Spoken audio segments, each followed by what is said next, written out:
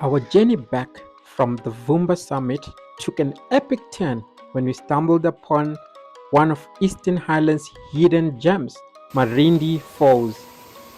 So, this is nestled in the wild heart of the mountains. This place was an unexpected treasure that left us in awe. We were amazed. The moment we arrived, we knew this wasn't just any waterfall, it was nature at its finest, perfectly maintained and waiting to be explored. A paradise for adventurers, and it only cost us $5 for adults, $3 for kids. We're at Marindi Falls. It's a beautiful place. With the falls. Not so bad. Natural. So the falls start from down there. The end part.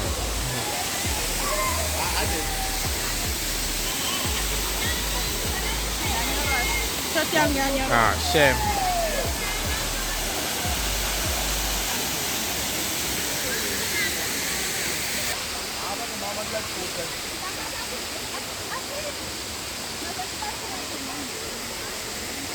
Okay, so we live in Marindi Falls now.